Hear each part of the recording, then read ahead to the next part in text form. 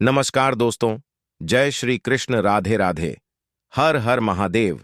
कौन सी स्त्री अपने पति को गुलाम बनाकर रखती है? दोस्तों, आज का वीडियो, आज की जानकारी बड़ी ही महत्वपूर्ण है। आज मैं आपको बताऊंगा कि कौन सी स्त्री पति को गुलाम बनाकर रखती है। उन्हें पति का दर्जा देना तो दूर, पैर की जूती भी नहीं समझती। उल्टा उन पर हुक्म बजाती है, उन पर अत्याचार करती है, उनके साथ रोब झाड़ती है, उनके साथ दुष्टता का व्यवहार करती है, उन्हें बात बात पर धमकी देती है, उन्हें अपने इशारे पे नचाना चाहती है। तो दोस्तों, वीडियो को पूरा जरूर देखना। आखिर किस तरह की स्त्रियां पतियों के साथ ऐसा व्यवहार करती हैं? वैसे तो कहा गया है कि पति पत्नी को एक दूसरे का सम्मान करना चाहिए, एक दूसरे का दुख सुख में ख्याल रखना चाहिए, एक दूसरे का हाथ बटाना चाहिए। यदि पुरुष अपनी स्त्री की मदद करता है, उसकी कदर करता है, पत्नी यदि बीमार है तो उसकी सेवा करता है, तो उसमें कोई बड़ी बात नहीं, करना चाहिए। एक दूसरे का सहारा इसीलिए ही होता है, इसमें पुरुष की गरिमा भंग नहीं होती। यह तो प्रेम और शिष्टाचार की बात है। पर अगर कहीं पर आप उसे नकारात्मक सोचने लगे कि हमारी कदर इसलिए करता है क्योंकि मुझ में विशेष खुफिया है, मैं एक बड़े कुल खानदान की बेटी हूं, मैं उससे अधिक पढ़ी लिखी हूं, मैं उससे श्रेष्ठ पद पर बैठे अपने पति से सुंदर हूं। यदि इन बातों को ढाल बनाकर आप अपने पति का अपमान करती है या उस पर रोब झाड़ती है, उसके साथ नौकर जैसा बर्ताव करती है, तो यह बहुत ही गलत है, निंदनीय है। कहते हैं, यदि कोई व्यक्ति सहनशील और क्षमाशील है तो लोग उसे असमर्थ समझने लगते हैं, उसके इसी गुण को उसकी कमजोरी मानने लगते हैं, इसीलिए उसे कुछ नहीं समझता। जबकि नियम यह कहता है कि यदि कोई अपनी अच्छे स्वभाव की वजह से आपका सम्मान करता है तो आपको भी उसका सम्मान करना चाहिए। उसकी कमजोरी समझकर उस पर अत्याचार नहीं करना चाहिए। दोस्तों, यदि कोई कम बोलता है, सीधे सरल स्वभाव का है, आपको इज्जत देता है, तो इसका मतलब यह नहीं है कि वह आपसे हीन है।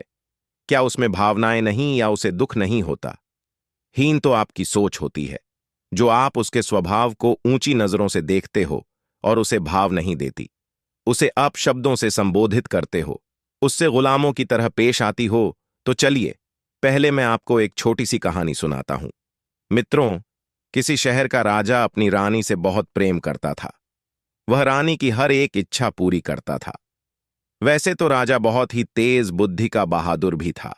वह राजकाज भी बहुत अच्छे ढंग से चला रहा था, लेकिन उसमें यह कमजोरी थी कि वह अपनी स्त्री को कभी उदास और नाराज नहीं देख सकता था। जब भी रानी किसी बात पर गुस्सा हो जाती थी तो राजा साहब उसे हर प्रकार से मनाने का प्रयास करता था। उसे अच्छे अच्छे उपहार भेंट किया करता था, उसे खूबसूरत स्थानों पर भी घुमाने ले जाया करता था। रानी की खातिर राजा कभी कभी अपने दरबार में भी नहीं जा पाता था। पूरे दिन वो रानी के पास महलों में रहकर उसका मनोरंजन करता था। कभी उसे गाना गाकर सुनाता था, कभी नाचता, तो कभी उसे हंसी भरी कहानियां सुनाता था। कभी उसके इस प्रकार के व्यवहार से मान भी जाती थीं। राजा तो अपनी बुद्धि अनुसार अच्छा करता था, क्योंकि पति पत्नी में किसी बात पर अनमन हो जाती है या दोनों में से कोई नाराज हो जाता है, तो दूसरे का कर्तव्य है कि वह उसे मनाए, उसे खुश रखने का प्रयास करें। यदि आप अपनी पत्नी को मनाते हो तो इसमें कोई तौहीन की बात नहीं है। मनाना चाहिए और दूसरे को भी सोचना चाहिए कि वह उसको नकारात्मक ना ले जाए, उसकी कमजोरी ना समझें, बल्कि उसे भी मान और सम्मान देना चाहिए। पर कई बार पति या पत्नियां अपने साथी से मिलने वाले प्यार और सम्मान को अपना घमंड बना लेती हैं। उन्हें लगता है कि उसका पति उसकी सुंदरता, उसके गुण विशेष के कारण उसके वशीभूत है। यही सोचकर फिर वो छोटी छोटी बातों पर भी फूलना शुरू कर देती है और देखती है कि उसका पति उसे मनाएगा कि नहीं, चाहे पति की कोई गलती हो या ना हो। अगर पति ने उसे एक छोटी सी बात समझकर नहीं मनाया, फिर उन्हें और भी ज्यादा गुस्सा आता है। फिर वाद अपवाद होने लगता है। फिर वह लड़ाई उनकी नाक की लड़ाई बन जाती है। इसे कहते हैं, नकारात्मक धारणा बनाकर अपनी आदतें खराब कर दो। यही हुआ उस राजा के साथ। जितना रानी से प्रेम करता था, उसे भांत भांत से मनाने का प्रयास करता था। रानी साहिबा उतनी ही और भी ज्यादा फूल कर दिखाती थी। उन्हें लगता था कि राजा साहब उसके बिना उससे बोले बिना रह नहीं पाएंगे। कई बार रानी राजा के मनाने पर ही खाना खाती थी। राजा की कमी यह थी कि किसी दिन रानी को भूख नहीं लगी और उस दिन उसने खाना नहीं खाया तो राजा साहब समझते थे कि वह आज किसी बात पर नाराज है। राजा साहब उसे मनाते हुए खाना खाने का आग्रह करते तो रानी यह तो नहीं कहती थी कि आज उसे भूख नहीं है इसलिए खाना नहीं खाया, बल्कि वो इस तरह पेश आती थी जैसे वह वास्तव में किसी बात से उससे नाराज है। अब तो रोज ऐसा ही करने की उसकी आदत पड़ गई। रानी का हठ दिन पर दिन बढ़ता चला गया। राजा के घर में रोजाना रूठना मनाना चलता रहता था। एक दिन की बात, रानी किसी बात पर नाराज होकर अपने मायके चली गई। राजा को लगा जाने आज उससे कौन सी बड़ी भूल बन गई जो उसकी प्राण प्रिया उसे छोड़कर चली गई है।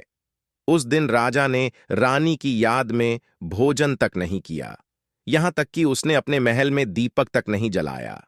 राजा की बेचैनी देखकर समस्त दास दासियां हैरान थीं, मगर राजा की उदासी का कारण जानने की हिम्मत किसी में नहीं थी। किसी ने राजा साहब से जाकर यह नहीं पूछा कि महलों में अंधेरा कैसा है। कहते हैं राजा लोगों का जीवन आम लोगों से बिल्कुल अलग होता है। उनकी तो एक अलग ही दुनिया होती है। उनके पास जाकर उनका हाल भी नहीं पूछ सकता। वे तो बस अकेले में गीली लकड़ी की तरह, आग की तरह पड़े पड़े सुलगते रहते हैं। पूरी रात राजा को नींद नहीं आई। करवटें बदल बदल कर रात बिताई। सुबह होते ही राजा ने घोड़ा सजाया और अपनी ससुराल में पहुंच गया और अपनी रानी से बोला, प्रिय, कल जो हुआ उसको माफ कर देना और गुस्सा भूलकर मेरे साथ चलो। तुम्हारे बिना वह महल मुझे खाने को दौड़ रहा था। राजा को अत्यंत अनुनय विनय करते देख रानी ने अपनी आंखें मटकाते हुए कहा, महाराज, मैं तुम्हारे साथ एक ही शर्त पर चल सकती हूं। क्या तुम मेरी शर्त पूरी करोगे? राजा बोला, प्रिय, पहले तुम अपनी शर्त तो बताओ। मैं तुम्हारी हर एक शर्त मानने को तैयार हूं, बस तुम मेरे साथ वापस चलो। तब रानी कहती है, हे महाराज, यदि आप मुझसे प्यार करते हो तो आप मेरे सामने घोड़ा बनकर दिखाइए। मैं आपके मुंह में लगाम डालकर सवारी करूंगी। रानी की ऐसी शर्त से राजा को कोई आपत्ति नहीं हुई। राजा एकदम से घोड़ा बनने को तैयार हो गया। रानी ने तुरंत राजा के मुंह में लगाम डाली और उनकी पीठ पर बैठकर सवारी करने लगी। राजा साहब घोड़ा बनकर महलों में इधर उधर घूमने लगे। रानी उनमें चाबुक भी मारती थी, पर वो क्या कर सकते थे। घोड़ा जो बने थे, इस प्रकार रानी को मनाकर राजा साहब अपने घर लौट आए। उधर राजा का जो मंत्री था, उसकी भी पत्नी नाराज हो गई। जब मंत्री को पता चला तो वो भी अपनी पत्नी को मनाने के लिए चले गए। मंत्री की पत्नी ने एक विचित्र शर्त रखी थी। कहने लगी, अगर आप अपना सर मुंडवा ले तो मैं प्रसन्न हो जाऊंगी। मंत्री ने कहा, यह कौन सी बड़ी बात है, मैं अपना सर अभी मुड़वा लेता हूं। इतना कहकर मंत्री ने अपना सिर मुड़वा लिया। मंत्री की पत्नी बहुत खुश हुई। इधर राजा ने अगले दिन जब मंत्री का सर मुड़ा हुआ देखा तो पूछने लगे, अरे मंत्री, क्या आपके परिवार में कोई मर गया है जो सर मुड़वाए घूम रहे हो? तब मंत्री ने हंसते हुए उत्तर दिया, महाराज, ये सब श्रीमती जी की मेहरबानी है। उन्हें खुश रखने के लिए पुरुष क्या क्या नहीं करता। मंत्री का जवाब सुनकर राजा को ऐसा लगा जैसे उनकी चोरी पकड़ी गई हो। राजा ने मंत्री के कान में फुसफुसाते पूछा कि तुम्हें किसने बताया कि कल मैं अपनी रानी के कहने पर घोड़ा बना था? दोस्तों, यह तो थी कहानी कि कुछ स्त्रियां अपने पति के अधिक प्यार करने वाले स्वभाव को उनकी कमजोरी समझ लेती हैं और उनके साथ ऐसा व्यवहार करती है। अब मैं आपको बता दूं कि कौन सी स्त्री अपने पति के साथ ऐसा व्यवहार करती है, तो ध्यान से सुनो। नंबर 1, जो स्त्री उद्दंड होती है, जिसे माता पिता के घर से ही कोई संस्कार नहीं मिलता है, जो शुरू से ही स्वतंत्र रही हो, मन में आया वह किया, मन में आया वहां गए, कभी किसी ने उसे समझाने का प्रयास ही नहीं किया। माँ बाप ने भी उसे पूरी छूट दे रखी हो, चाहे जितनी मर्जी हो, शौक करो। दुष्ट और आवारा लोगों में जिसका बैठना उठना न रहा हो। लड़की विवाह के बाद कभी पति का सम्मान नहीं करती, उल्टा उसे मृत समझकर उसे चाहे जैसे नचाती है। नंबर 2, जिन्हें अपने रूप, गुण का, कला, कौशल का बड़ा अभिमान होता है, वो पति का सम्मान नहीं करती। नंबर 3, जो शास्त्र ज्ञान से, संत महापुरुषों की वाणी से, धर्म कर्म से श्रेष्ठ गुण वाली स्त्रियों से सदा ही दूर दूर रही हो, वो भी पति का सम्मान नहीं करती। नंबर 4, जो पति की चाहत को, उसके सम्मान देने की आदत को अपनी श्रेष्ठता और उनकी कमजोरी समझती हो, वे कभी पति को भाव नहीं देती। दोस्तों, मैं उम्मीद करता हूं कि कहानी जरूर पसंद आई होगी और इससे आपको जरूर कुछ सीख मिली होगी। तो चलिए अपनी राय कमेंट में दीजिए। मिलते हैं आपसे अगली वीडियो में एक और चर्चा के साथ। आप सभी का बहुत बहुत धन्यवाद। जय श्री कृष्ण।